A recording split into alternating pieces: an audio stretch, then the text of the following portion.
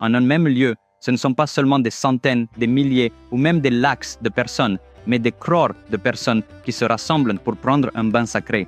Cet événement s'appelle la Kumbh Mela. Qu'est-ce que la Kumbh Mela? Pourquoi l'appelle-t-on ainsi? Combien de types de Kumbh Melas existent-ils?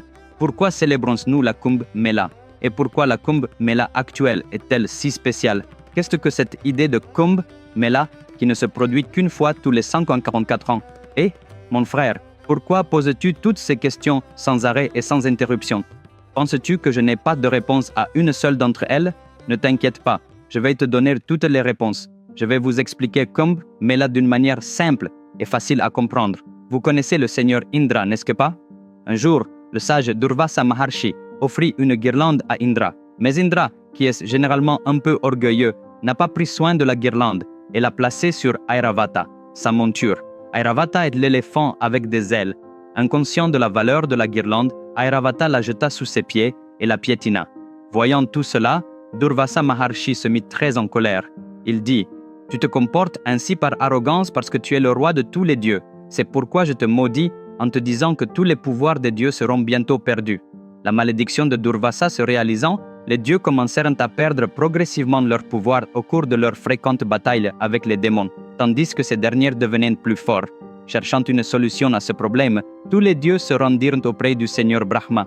Brahma leur dit « Si vous buvez de l'amrit, le nectar de l'immortalité, vous pourrez retrouver vos pouvoirs perdus. » C'est ainsi que commença le barattage de l'océan de lait. Beaucoup d'entre vous connaissent peut-être déjà cette histoire. Cependant, comme les dieux n'avaient pas assez de pouvoir pour faire sortir l'amrit par eux-mêmes, ils prirent l'aide des démons. Ils utilisèrent le monde Mandara comme barre de barattage, placèrent le serpent Vasuki autour de lui comme corde et commencèrent à barater l'océan de lait. Mais comme il n'y avait pas de base stable au fond, le monde Mandara commença à glisser. À ce moment-là, le Seigneur Vishnu décida de les aider en prenant l'incarnation d'une tortue, Kurma Avatar, la deuxième de ses 10 incarnations majeures. En tant que Kurma, il soutient le monde Mandara par le bas comme base. Une fois de plus, les dieux et les démons ont continué à se battre pendant 12 jours. Au cours de ces 12 jours, de nombreux trésors différents ont émergé chaque jour. Parmi eux, la déesse Lakshmi, Dhanvantari, qui a enseigné au monde les sciences de la santé, certaines Apsaras, qui sont des jeunes filles célestes, et Uchchaishravas, un cheval divin. Avec eux est arrivé Halahala, un poison extrêmement puissant. Il était si puissant que ni les dieux ni les démons ne pouvaient en supporter l'odeur. C'est alors que le Seigneur Shiva est apparu pour apporter son aide en consommant le poison et en le gardant dans sa gorge. C'est pourquoi il est connu sous le nom de Nilakanta, celui à la gorge bleue. Finalement, comme il l'espérait, l'amrit émergea de l'océan dans une marmite. Mais donner l'amrit aux démons, qui étaient déjà très puissants, ne ferait que les rendre plus forts. Le Seigneur Vishnu conseilla donc de ne pas donner le nectar aux démons. Pour éviter qu'il ne leur parvienne, 4 dieux, Brihaspati, Shani, Surya et Chandra, prirent le pot d'Amrutam et s'enfuirent afin que les démons ne puissent pas s'en emparer. Ils voyagèrent à travers les 14 mondes tandis que les démons les poursuivaient. Au cours de cette poursuite, à différents moments, des gouttes de l'Amrutam se sont déversées dans différentes rivières. 4 gouttes sont tombées dans 4 endroits différents, Prayagraj, Nasik, Ujjain et Haridwar. Dans chacun de ces 4 endroits, en fonction du mouvement des planètes, une Kumbh Mela est organisée périodiquement. En outre, des Mahakumbh Melas y sont également organisés. Quelle est la différence entre la Kumbh Mela et la Mahakumbh Mela? Le barattage de l'océan a duré 12 jours, mais au temps des dieux, ces 12 jours correspondent à 12 années sur Terre. C'est pourquoi tous les 12 ans, nous avons une Mahakumbh Mela. Plus tôt, j'ai mentionné Brihaspati, Shani, Surya et Chandra. Lorsque Surya et Chandra s'alignent avec Guru, nous avons la Kumbh Mela une fois tous les 3 ans à Prayagraj, Nasik, Ujjain et Haridwar en rotation.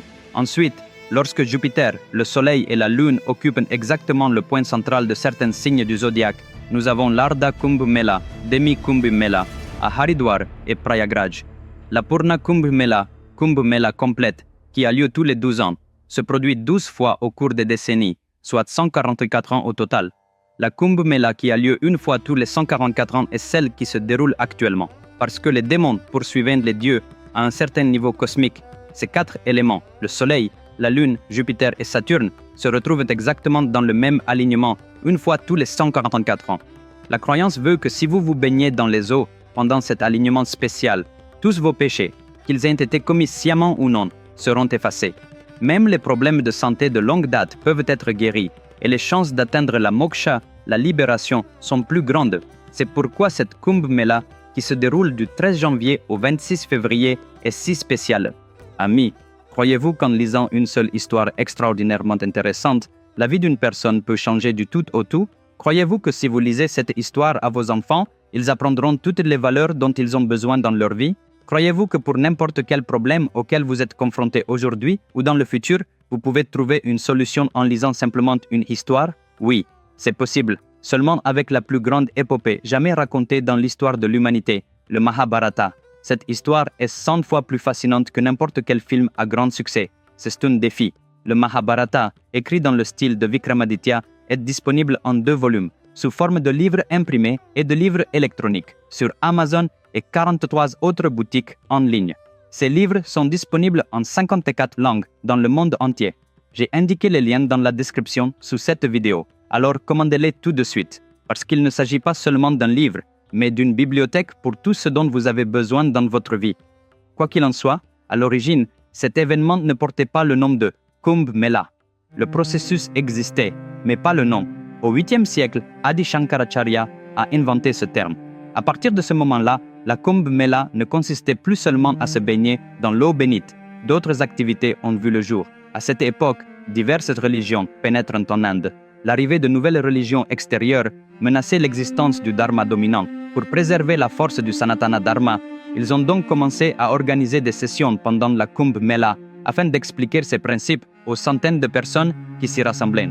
Aujourd'hui encore, si vous visitez la Kumbh Mela, vous trouverez de telles scènes où les gens parlent du Sanatana Dharma. Il existe une autre théorie de la conspiration, celle de la société secrète d'Ashoka. Avez-vous entendu parler de Ashoka le Grand, fondant une société secrète de 9 sages pour protéger le monde quelques années après l'ère du Mahabharata? On dit que le Gange lave de nombreux péchés et guérit de nombreuses maladies, mais personne ne sait vraiment ce qu'il en est. De nombreux scientifiques ont prouvé que le Gange a la capacité naturelle de se guérir lui-même. Mais comment a-t-il obtenu ce pouvoir de guérison? Y avez-vous déjà réfléchi? Une vieille rumeur veut que l'un de ces 9 sages secrets vienne régulièrement dans le Gange pour y ajouter des bactéries d'un type particulier. Il est supposé faire cela surtout pendant les Pushkarams ou la Kumbh Mela. C'est pour cette raison que de tels miracles se produisent lorsque les gens se baignent dans le Gange. Lorsque nous pensons à la Kumbh Mela, nombreux sont ceux qui évoquent les agoris. Dans le Sanatana Dharma, de nombreux gourous spirituels vivent dans des monastères. De même, ces agoris vivent dans des akhadas. La plupart des gens ne savent pas où se trouvent ces akhadas. Ils n'apparaissent pas du tout dans le monde extérieur. Mais soudain, pendant la Kumbh Mela, ils apparaissent au Triveni Sangam.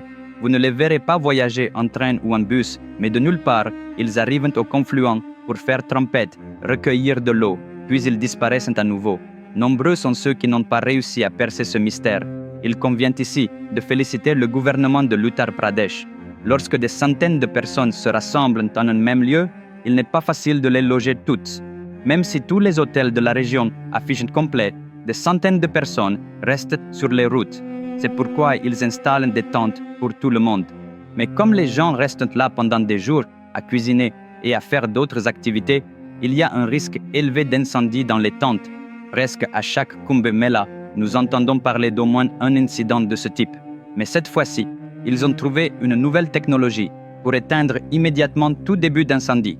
De même, pour éviter que les gens ne se noient dans la rivière, ils ont placé sous l'eau des drones robotisés dotés d'une intelligence artificielle pour suivre et sauver toute personne susceptible d'être emportée par le courant. Toutefois, une chose est certaine, votre vie est plus importante que votre mérite spirituel. En effet, si vous êtes en vie et en bonne santé, vous pouvez continuer à accomplir de nombreuses bonnes actions. Alors, si vous prévoyez de vous rendre à la Kumbh Mela, soyez prudents. Mes amis, le prochain épisode aura un contenu d'un autre niveau. Ne le manquez pas. Rendez-vous samedi prochain à la même heure. Commandez dès maintenant mes livres sur le Mahabharata. J'ai mis les liens dans la description ci-dessous. Et si vous n'êtes toujours pas abonné à ma chaîne, abonnez-vous immédiatement. D'ici là, prenez soin de vous. Au revoir.